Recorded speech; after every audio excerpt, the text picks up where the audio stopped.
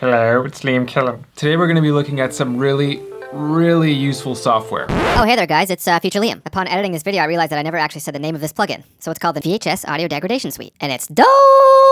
Right off the bat, I've left a link for system requirements in the description down below, so make sure you check that out before committing to this. That being said, if you have the full version of Reaktor 6, this plugin is free, and it's amazing, and I think I use it way too much. In this video, I'll be showing you all the functions of the plugin and also a few creative ways that I figured out how to use it. I've been getting deeper and deeper into lo-fi music, so using tools like the OPZ, the OP1, the SP404, and this plugin just fits in perfectly. I'll give you a few examples of tracks that I've used it in.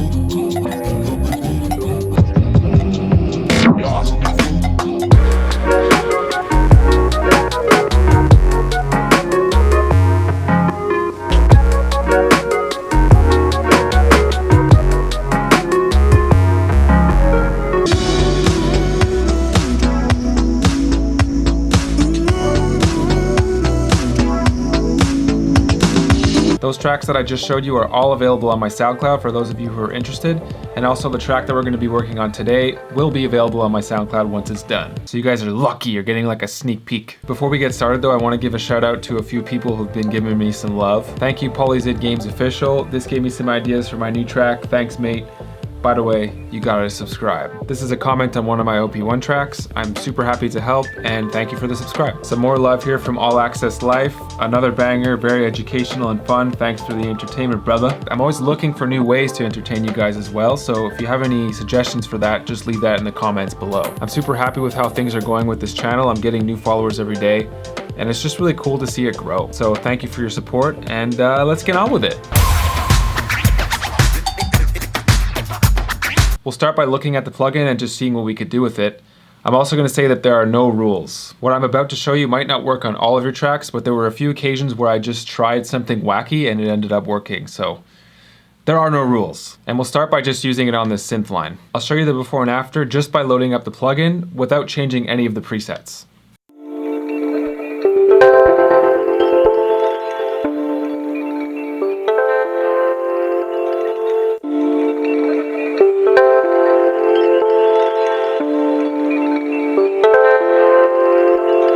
It's very subtle on this synth, but just from loading it up, there's a bit more drive and a lot of the highs are cut. Good. What can it do? So you have a tone knob here, which is basically a high pass, low pass.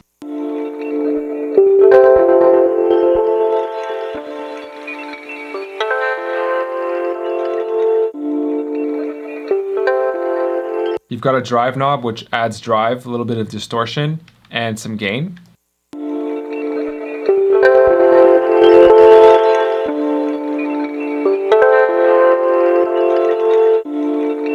You've got a high cut here, which affects the whole range of frequencies, so you could cut all the way down to 0 pretty much.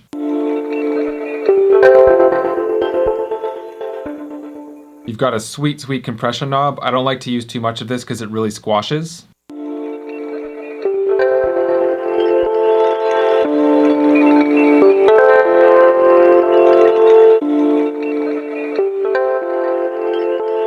The next three knobs that I'm going to show you are sort of linked. So you have a low cut here, a high cut, and then a split. I like to leave the split in the middle, so let's say I want to cut all the highs, it'll only cut to the middle of the spectrum.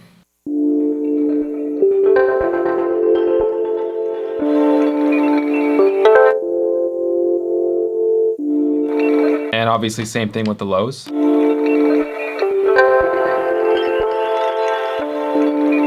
For saturation, you have to make sure that this saturate knob is turned on. So if you want to saturate the lows, it doesn't really seem to be affecting the synth line because there's not enough lows, but let's try the high saturation.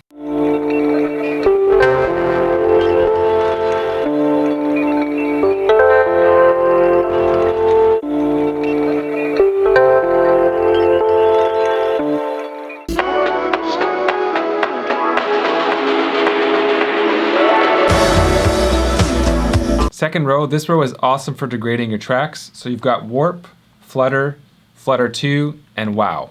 For melodic stuff, I usually add these effects very subtly or else it just gets super wonky. I'll show you what I mean.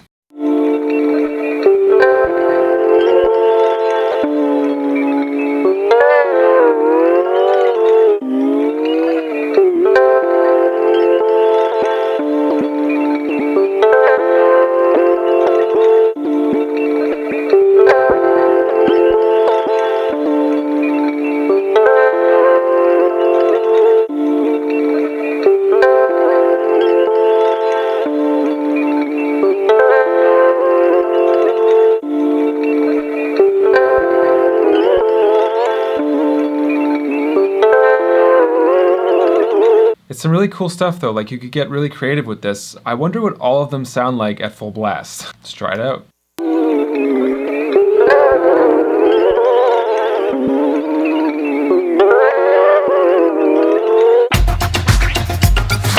I actually use this row a lot on drums as well to kind of give it more of a natural feel, especially with house music where the hi-hats is just the same sample repeated. If you have a warp on it, it kind of adds like a human element to it as if it's a real drummer playing. What I noticed is that the lower frequency drums like the kick and even the snare are pretty much unaffected by anything that's happening on the second row. It's mostly the hi-hats that are affected.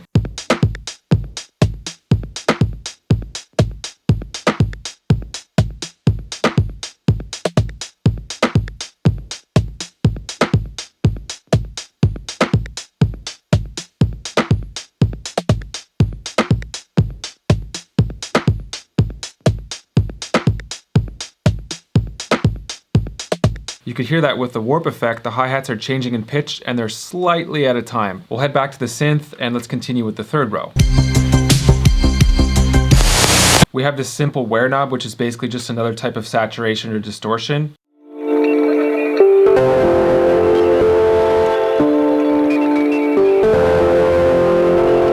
One thing I'm not crazy about with this knob is that it goes from 0 to 100 and there doesn't really seem to be much in between.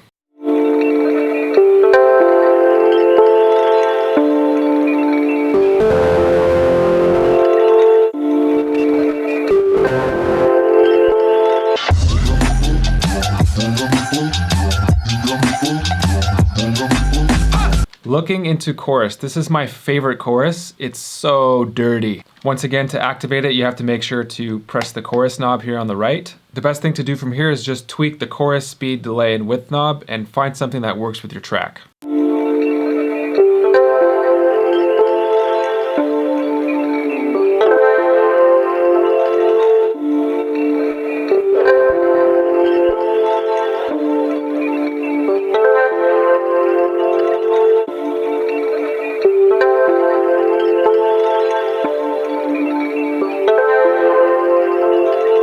It's so solid, like you can't beat this chorus. And on top of it, this plugin's free. There's two more knobs on the chorus and that's the high cut, the low cut.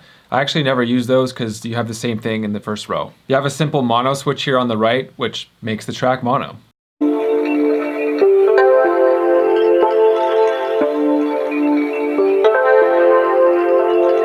Sometimes it's cool to flick the mono switch on for a drum bus. It really just thins them out if that's the sound you're going for. One last thing about the chorus, I tried it out for my latest track, You Got Me, on the drums, and it sounds...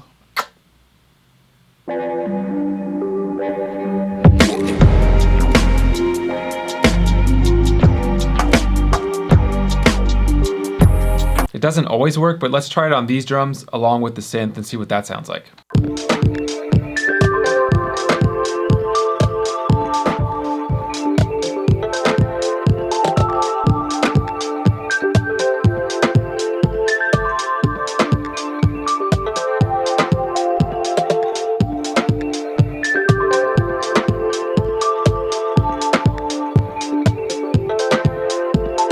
I'm still not 100% certain if that would work within the whole mix, but there's definitely something there. I think these drums do sound pretty cool with the chorus on them.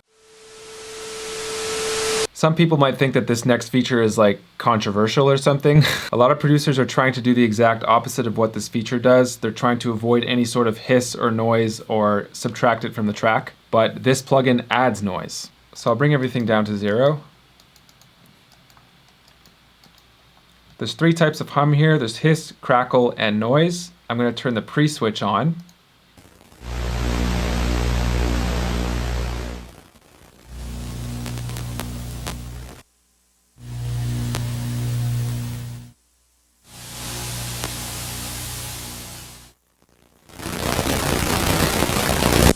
Oof, that one's dirty. My favorites are hum 3. And noise. The cool thing about this feature is that it's a very specific vibe and it's really easy to take it out if you don't like it. You just flick the switch off, you're done. I found a pretty cool way to get creative with this though if you want to add motion to your track. I've sidechain compressed the synth track to a kick drum and the kick drum is playing 4 on the floor, so it gives it that pumping motion. And so that hiss pumps along with the synth track and it adds a pretty cool vibe.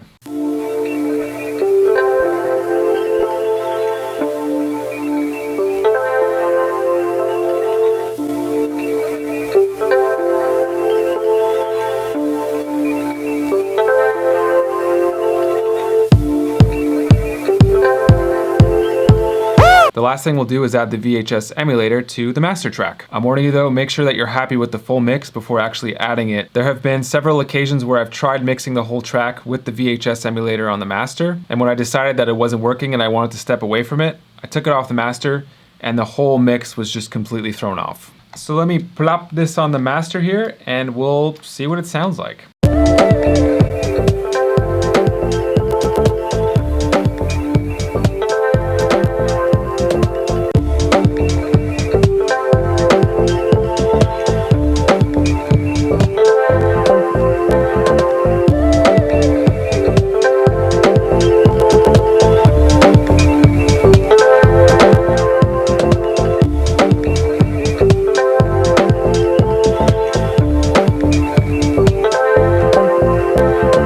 Right off the top, without even changing any presets, the mix just completely changes. Like I said earlier, there are no rules, so if you're feeling sassy or bold, just go for it. Add that coarse effect on the whole mix. Make the whole mix mono.